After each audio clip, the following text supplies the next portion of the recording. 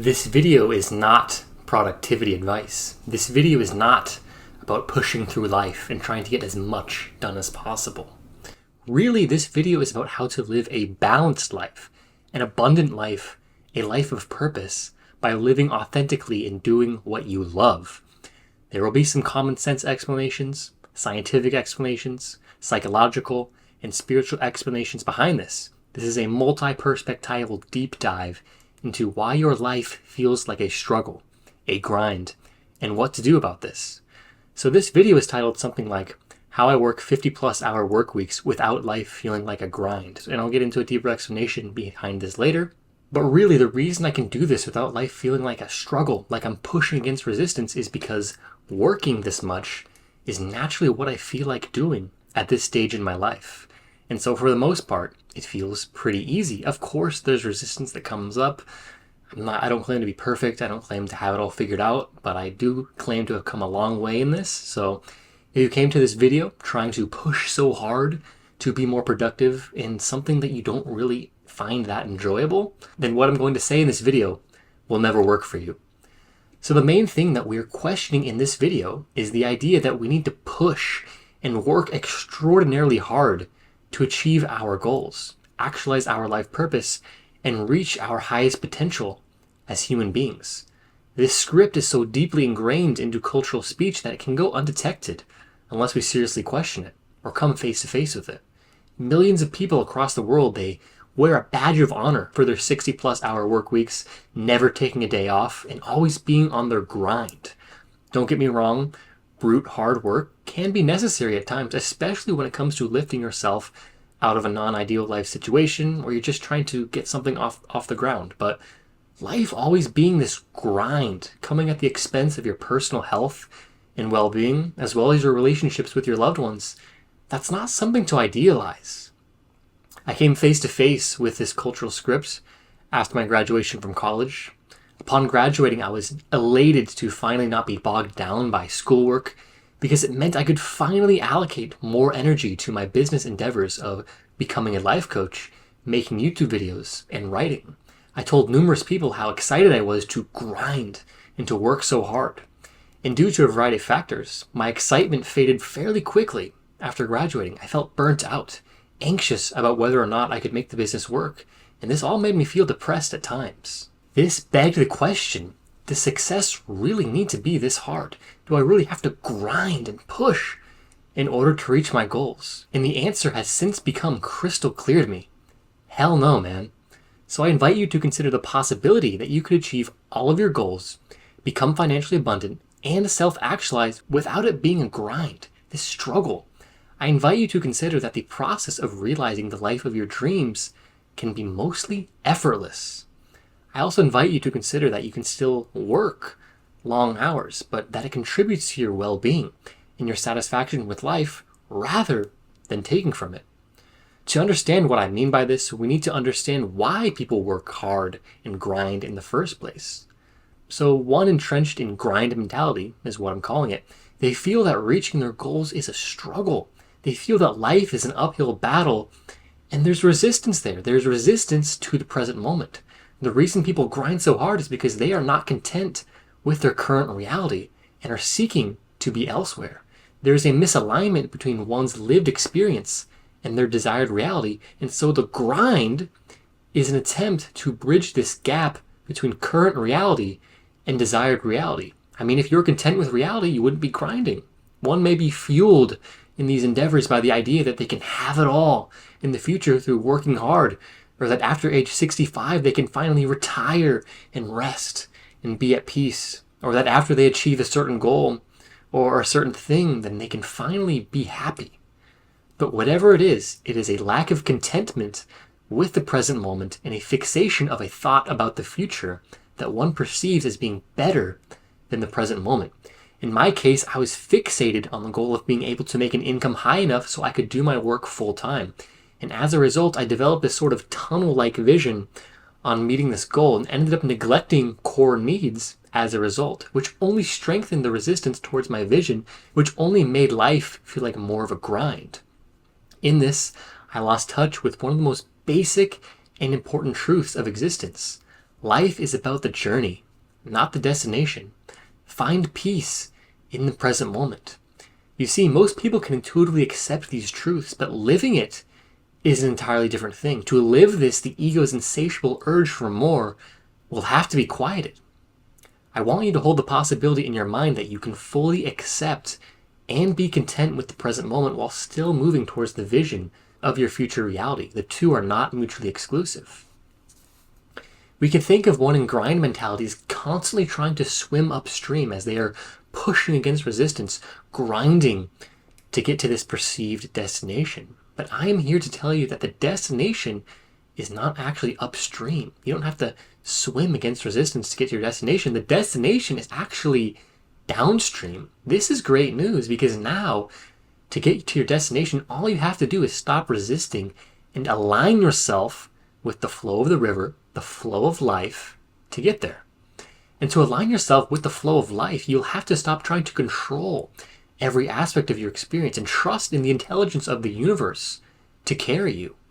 Now, this does not mean you become passive and give up agency. Aligning with the flow of life involves cultivating a deeper listening and attunement to all of life, everything in your experience.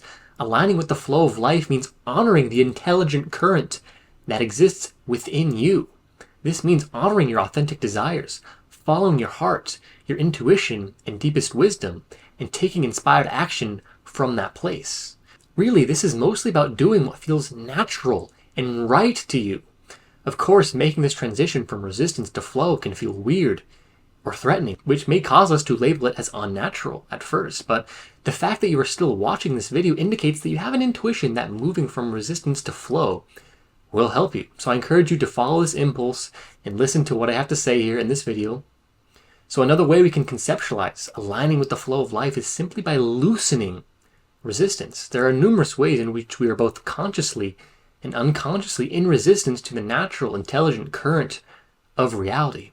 In what lies ahead, I will provide 9 points on how you can loosen resistance and align with the flow of life so that you can live the life you are meant to live without any of it feeling like a grind. So the first and most important point is to have a sense of purpose and vision for the future that excites you. Excitement is a prerequisite for creating anything beautiful and profound. You would not exist if your parents were not excited and thus motivated to create new life. You would not be able to reap the benefits of thousands of years of human technological innovation and social progress if people were not excited by the future that progress would bring. Excitement is one of the primary frequencies through which the flow of life operates. It is nature's way of beckoning us to partake in the act of creating and shaping this world. Excitement is so crucial to life that we actually consider it a disorder when one is unable to experience it. This is depression. If you are unable to feel excited by the future, it will be impossible to align with the flow of life. You will always feel unmotivated, indifferent, and apathetic, and so you will never be able to create, which is the fundamental impulse of life. One of the most powerful ways to get in touch with excitement is to follow the things you find yourself naturally curious about. Whatever makes you think, that's interesting. I want to know more about that. I'd like to try this. What could this mean? Or where did this come from? What makes you ask those questions, that needs to be followed at all costs. You see, everyone is born with unique aptitudes, attributes, and interests. Based on these unique qualities, different curiosities will develop, usually fairly early in childhood. Life quite literally ingrains into your DNA unique qualities that make you you. It could be an interest in the nature of reality, a passion for building things, a fascination for the flora and fauna of the earth, or a calling to be an artist. And when you stumble upon the things that are uniquely you, you will feel excited. And following this excitement is how you discover your unique life purpose within the larger fabric of the world. In addition to this, it is also essential to be able to envision a positive state that can come about as a result through the efforts of your purpose. I find author Simon Sinek's concept of the infinite game to be immensely valuable in eliciting excitement about the future.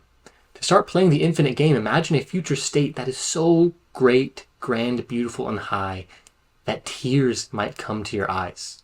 Spend hours and days contemplating this future state. What is this world like?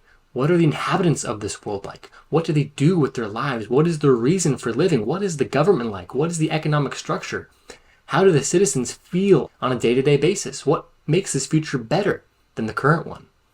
Let your mind run wild with excitement, and don't imagine a future state that could be achieved in your lifetime. Imagine a future that is so idealistic that you could theoretically work forever and still not fully get there. Progress in an infinite game is like getting closer to the endpoint of an asymptotic curve. You get infinitely closer to the end, but never actually get there. So you end up playing forever because you love the game so much, because you love life so much.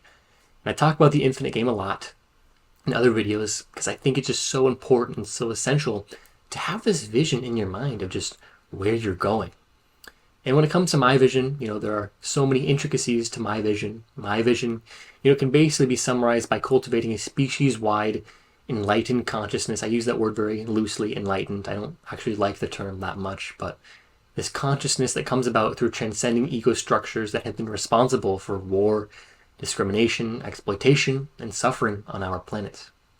And I know that damn well this vision is not going to come to life in my lifetime, but again, that's not the point. The point is to become an inhabitant of this future state before it even exists, so as to ripple your consciousness, your creative life force, into the collective and inspire others to join in on this infinite game. So to sum up this point, find the things, activities, and skills that elicit excitement out of you. Tuned into the frequency of excitement to create your infinite vision. Continue doing those things, activities, and skills within the larger container of your infinite vision. If you are following these points, you will be tuned into the energy of excitement, and it very well might feel like the universe is carrying you through life. Of course, there are numerous factors at play when it comes to loosening resistance and making life stop feeling like a grind, but I put this point first because it's the most important, because a life without excitement is always going to be a life that feels like a drag. So the second point is to have the basics on lock, with the basics being sleep, diet, and consistent exercise.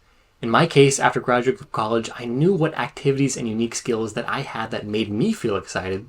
I even had the larger infinite vision, which deeply moved me and inspired me, but I still felt tired, drained, and sometimes depressed. Why? Well, like I said, there's a number of factors, but a huge one was that I was working at a restaurant job that often had me awake until the hours of 1 to 3 in the morning. Other days it would be earlier, but the result was that my sleep schedule was just very, very sporadic. Without consistent quality sleep, my ability to focus on my work drastically decreased. In addition, I was eating pretty shit food while working at this restaurant.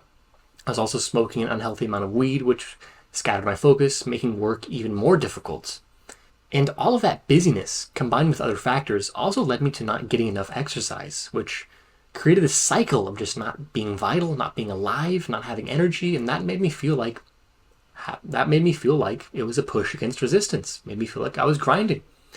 So allow this to be a reminder that even if you have a strong sense of purpose and a vision that makes you feel excited, you still need to have the basics on lock. All three of these components are absolutely crucial to loosening resistance and aligning with the flow of life.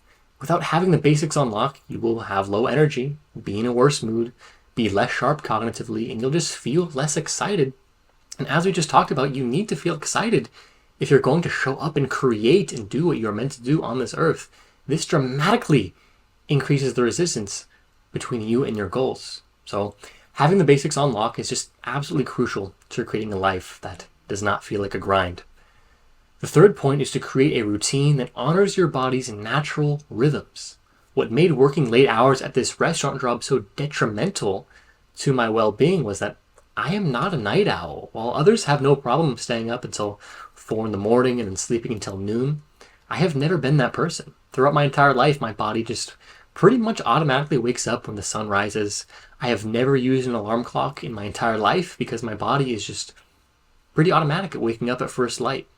Even in the times where I need to get some shut-eye during the day and, because I'm so tired, I usually just can't fall asleep and take a nap. It's immensely difficult for me to fall asleep in general. Really, this notion of sleep is like the number one thing I'm working on right now to make life not feel like a grind. And even when I do somehow take a nap and fall asleep during the day, I usually almost always experience sleep paralysis where consciousness, wakes up, but my body doesn't, and it just ends up being this scary thing. So that makes me even more shut off from taking naps, which makes sleeping even harder for me in the day. So in leaving this restaurant job, I became committed to living in alignment with my body's natural rhythms. As fun as nighttime creativity and social life can be, I decided to just honor myself as a morning person and design my entire life around waking up at sunrise.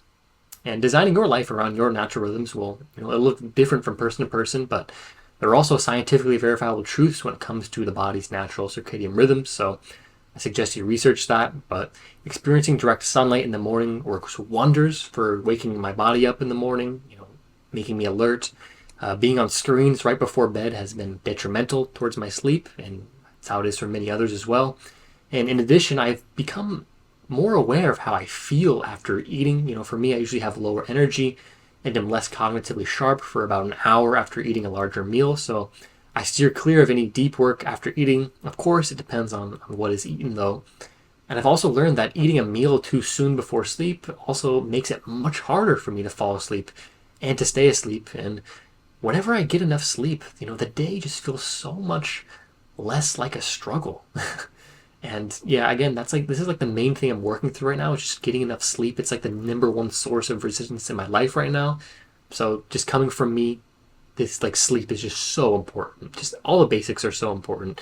Having that routine that honors your rhythms it's all so important, even the basic stuff. So allow this point to be an invitation to become more aware of how your body operates, and from this awareness, create a routine that honors your natural rhythms. And honoring your body's natural rhythms, it helps you do the basics more efficiently and more effectively. Ever since I made this switch to honoring my rhythms, which started at the beginning of this year, 2024, it just feels more and more like the universe is carrying me through life and my purpose, and that I'm taken care of. And all this work, even though I'm working a lot, it just feels more and more like an effortless flow. The fourth point is to optimize dopamine levels in the brain. Dopamine is the neurochemical that is largely responsible for our motivation and reward-seeking behavior. Having optimal levels of dopamine in the brain is crucial to experiencing the excitement and motivation necessary to carry out your life purpose and your infinite vision. If you have low dopamine, you won't feel motivated. And so reaching your goals in the life of your highest excitement will feel like a struggle and a grind, and may very well come with this strong, grasping energy of just wanting this short hit of dopamine because you have low dopamine. But by having a sense of purpose, having the basics on lock, and having a routine that honors your body's natural rhythms, you are certainly doing a great deal to optimize the levels of dopamine in the brain. But there is more that needs to be said about this point. So I recently read Dr. Ann Lemke's best-selling book, Dopamine Nation, and at the beginning of the book she writes this: "We've transformed the world from a place of scarcity to a place of overwhelming abundance. Drugs, food, news, gambling, shopping, gaming, texting, sexting, Facebooking, Instagramming, YouTubing, tweeting, the increased numbers, variety, and potency of highly rewarding stimuli today is staggering. The smartphone is the modern hypodermic needle, delivering digital dopamine 24/7 for a wired generation. If you haven't met your drug of choice yet, it's coming soon." In short, this dopamine economy is overstimulating our brains as a collective, making it incredibly easy to overindulge in activities that spike dopamine. And our brains have just not had the chance to adapt to our species' rapid technological advancement. Our dopamine circuitry is still designed to inhabit a scarce world where we had to hunt and gather in order to survive. So it made sense that when we got that hit of food, that we had this enormous hit of dopamine, but now we're having that all the time. Now that we are in a world of abundance, there are perceived rewards around every physical and digital corner. So from reading this book, I got the message that the goal is to have an as high baseline level of dopamine as possible. The higher your baseline level of dopamine, the more motivated, excited, and overall zest towards life that you will have. If you overindulge in high dopamine activities such as porn, drugs, junk food, social media scrolling, etc., you will be left in a dopamine deficient state after experiencing an initial spike from engaging in those activities. And if you do these activities consistently, which most people do, by the way, because that's just how our society runs, your baseline level of dopamine will be lower, and so you will feel less motivated all the time. And so there will be more resistance between you and your goals. Open your mind to the possibility that You've been so addicted to your phone, to scrolling social media, to porn, to everything that comes along in modern society. Open your mind to the possibility that you've actually never experienced what it's like to have normal functioning dopamine receptors. You very well may never know that there could be something that could be completely unlocked in you by optimizing your dopamine receptors. The things I've described so far, getting in touch with excitement, having this purpose, honoring your natural rhythms, having the basics, just by doing those things and spending less time on my phone and less time indulging, I already feel so much more motivated and so much more zest towards life. So just consider that you've never actually known what it is to feel super motivated in life, because your whole life you've just been wired into this dopamine economy. Really consider that. So given this knowledge, I like to make it my goal of having lower highs and higher lows.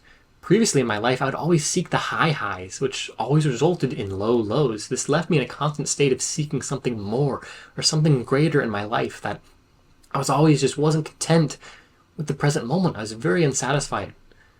So while I will have a more detailed video on dopamine in the future, take this key message away. The relentless pursuit of pleasure always leads to pain. Be aware of how much you indulge in pleasure, and know that the more hedonistic you become, the more resistance you will ultimately experience between you and your goals. So now it's time to shift from the physical plane of existence into the mental plane, with the fifth point being to take an inventory of your beliefs. Remember, the goal here is to align with the flow of life so that life stops feeling like a grind, a constant push against resistance. The past 3 or 4 points were about loosening physical resistance, but an enormous amount of resistance that prevents you from aligning with the flow of life exists in the mind. Us humans are meaning-making creatures. Meaning is something we project onto ourselves and to the world so as to give ourselves a distinct identity and to evoke ourselves with a sense of purpose so that we're motivated to do the things that we find worthwhile. One way the domain of meaning operates is through beliefs, and a belief in your direct experience is a hunch about what is true. But notice that a belief is not actually the truth. A belief is just a hunch, and it is used to fill in the gap of not truly knowing something. Us humans, we're so quick to fill in this gap of not knowing because we're biased towards our own survival and thriving, so we will wind up believing whatever best suits this agenda of helping us survive. And because of this fundamental bias, it is important not to draw any hard truth claims about the scripts and the narratives we tell ourselves about life. Most humans, they actually never question these beliefs. They take whatever is in their awareness as just truth. Imagine that. So I invite you to consider that what governs virtually all of your experience of being human is just an enormous net of beliefs. As an exercise, pull out a journal or open a document on your computer and write down every belief that you have. There will be hundreds, likely even thousands of them. Even write down the notions that you might commonly take as truth. Write down things such as, I am human, I am, insert name, I evolved through billions of years of evolution. Even write those things down, because what if you aren't human? What if you could be some higher spirit that incarnated as a human? What if you're just God imagining yourself to be a human? Now, I'm not saying any of this is true. I have no idea. I'm not projecting any beliefs onto you. I just say them to make you think. And I make this point to emphasize that if there is any question that you can possibly insert into the statement that would make you doubt it, then it is a belief and not a hard truth. And as you do this exercise, you will find that beliefs govern virtually your entire experience. So once you have your list of beliefs written down, and always be sure to add to the list whenever you uncover a new belief, make this a running document that you consistently add to, highlight the ones that cause you the most pain and suffering in life. Your identification with these highlighted beliefs are the ones that are causing you the most resistance, making life feel most like a grind and preventing you from aligning with the flow of life. Some common beliefs that have caused me suffering are, I am worthless, I am incapable, I am inadequate, and I am not enough. And I know so many people also have these core beliefs as well. And they can also be operating just very subconsciously in your experience as well. So you really have to, just dissect your direct experience in this exercise. And as you're going about life, to see what you actually believe in. It'll be kind of like an uncovering, a discovery process as you go about this. But I also want to add that AI can be immensely beneficial in this contemplation. Simply ask the AI to generate commonly held beliefs. I use Claude AI for this. You can also probably use ChatGPT. But if they are true and govern your experience, add them to your list of personal beliefs. And once all of your beliefs are in the light of awareness, that's when the real work can begin. But before we begin with that, allow me to just remind you again that the fundamental belief that we're questioning with this video, which is, I need to work hard, struggle, and grind in order to be happy, reach my goals, and live the life of my dreams. I just wanted to remind you that belief is what we are tapping into in this video. And it was only when I started to question this belief was I able to get free of it and stop being in the prison that the belief had me in, which was making life feel like a struggle. So point number 6 is shadow work. So the beliefs that are causing us resistance, preventing us from aligning with the flow of life, are typically deeply tied to our shadow. The shadow is a term coined by psychologist Carl Jung to describe the subconscious aspect of the psyche that contains all of the repressed aspects of ourselves, which are typically qualities that we deemed unacceptable to display in order to physically and socially survive in the world. We cannot blame the shadow for this because the shadow is only serving its function, and the function of the shadow is to protect us and to keep us safe. If we did not have the ability to repress certain life situations, life would be too overwhelming and painful to deal with. So the shadow is your friend, and now you're confronting the shadow here. For example, if a child grew up in a household in which anger was not tolerated, naturally the child has to repress that anger in order to survive within that environment. Later on down the road, the child may experience bursts of their repressed anger, and to healthily integrate this aspect of their psyche into their experience, they will have to do some shadow work. So some shadow work practices that you can try are stream of consciousness journaling. This helps uncover the shadow. This has been my number one shadow practice, just allowing the mind to express itself unfiltered. And inevitably when you do this, the shadow is going to surface. But just let it surface and let it come through purely, just completely unfiltered when you do this stream of consciousness. And another one could be shadow dialogue journaling, having a back and forth conversation between you and your shadow. You could explore your triggers. So when you find yourself getting triggered or reactive or defensive by something in your everyday life, ask yourself why this may be and just explore it. And just by exploring it, you're going to get in touch with your shadow.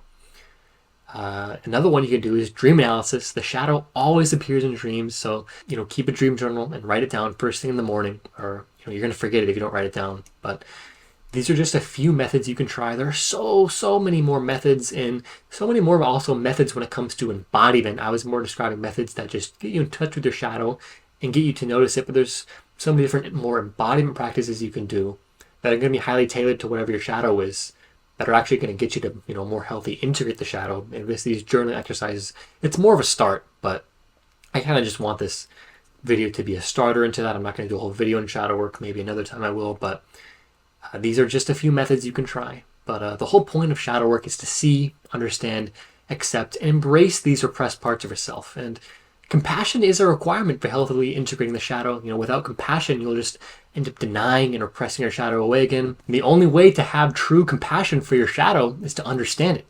When you fully understand your shadow, you'll see that it was just a mechanism to keep you safe and secure. And it is highly unlikely that a shadow element will be healed in one specific moment. But in my experience, the more deeply ingrained shadow aspects will surface numerous times, and each time it comes up, a loving, compassionate, witness consciousness is needed in order to integrate it. And as you keep doing this, the shadow aspect will inevitably dissolve or be integrated in a more healthy way. And you'll no longer be unconsciously ruled by this part of your psyche anymore. With this, the resistance loosens more and more. You'll find life feeling less like a grind and more like an effortless flow. The 7th point is to have a mindfulness practice. Not only will a mindfulness practice help you integrate the shadow, it will help you in literally every area of life. And for those who don't know, the act of being mindful is just the act of being attuned to and aware of the present moment without judgment. You can intuit how this would help with shadow work. When it comes to aligning with the flow of life, mindfulness is so essential because so much of the resistance responsible for the feeling of life being a grind comes about due to excessive judgment, fixation, and desire and outcome. Our ego yearns so strongly to be in the future that the present moment is not appreciated for what it is.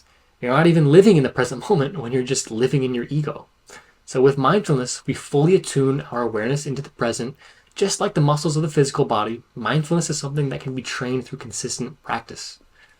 Sitting meditation, body scan meditation, breath work, various movement practices, gratitude practices, going on slow, mindful walks in nature are all things that can be valuable for cultivating mindfulness. And of course, there are so many more, and it'll take research, practice, and trial and error to determine which ones are best for you. But through building this muscle of mindfulness, it really is like building a muscle because you have to do it consistently.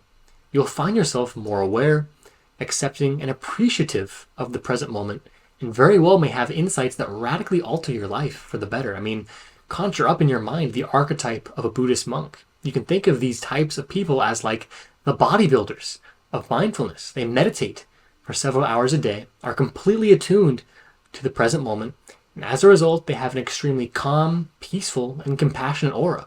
These are the types of people who are completely aligned with the flow of life, not resisting anything. With consistent mindfulness practice, you can also cultivate these qualities within you, and you can do so without compensating your purpose and your future vision. The 8th point is to cultivate relationships that align with the flow of your life. Your relationships should be ones in which you are mutually gifting each other along your unique journeys. Your relationships with others should be symbiotic relationships, mutually life-giving. Relationships should not be something that makes life feel like more of a grind. Of course, there'll be moments of difficulty in relationships. That's normal and natural, but generally speaking, the relationships you choose to have in your life are ones that support and foster the growth of both parties. Sometimes you have to make this difficult decision of cutting out relationships that are no longer serving you. I've had to do a decent amount of this in my life, and that was extremely difficult for me. I've grown apart and fallen out of touch with numerous friends along this self-actualization path, while creating new friendships that are more in alignment with my authentic self.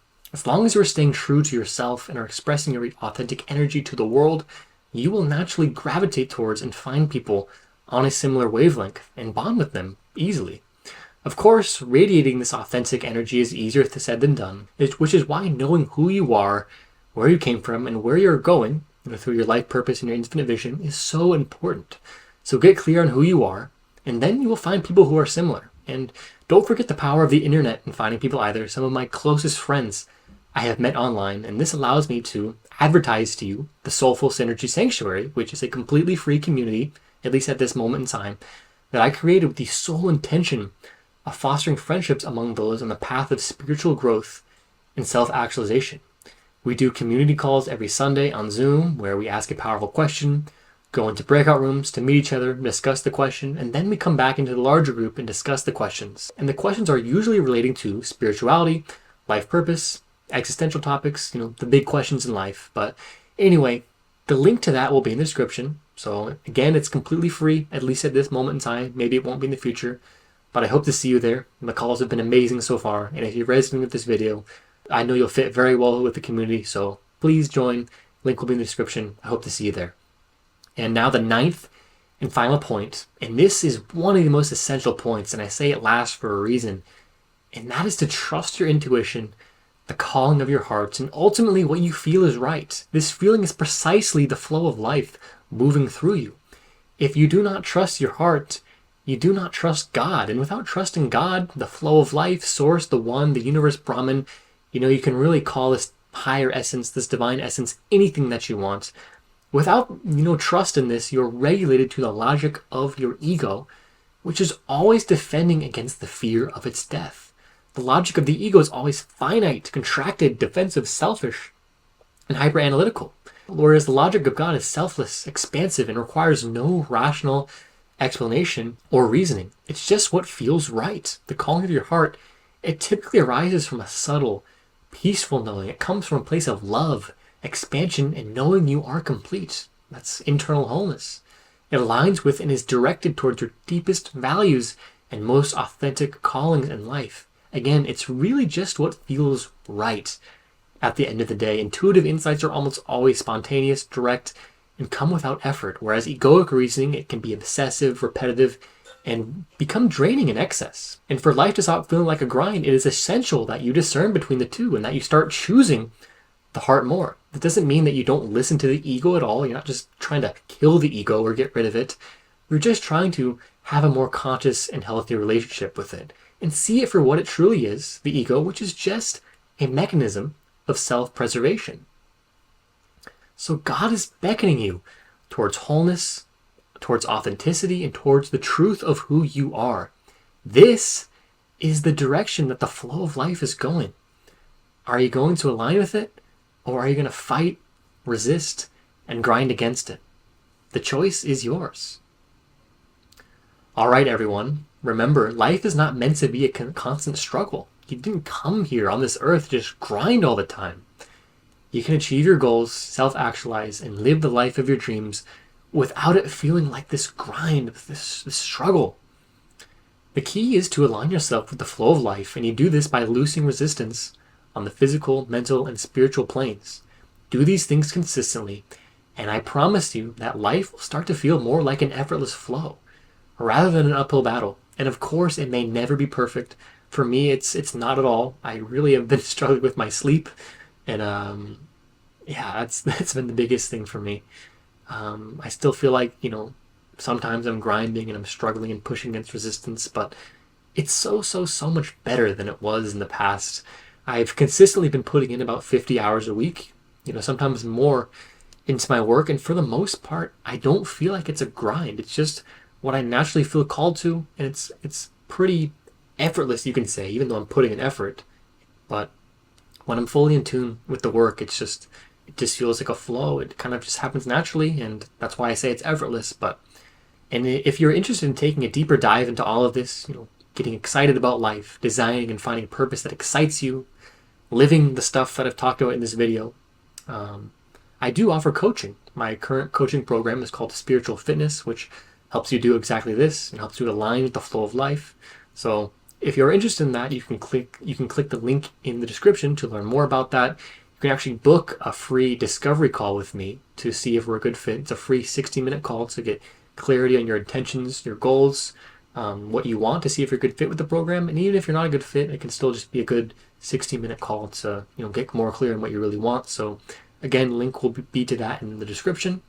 Thank you for watching this. If you enjoyed this video, please leave a like and comments. It just lets the algorithm know that this video is a good one, and so it will keep being pushed to more and more people.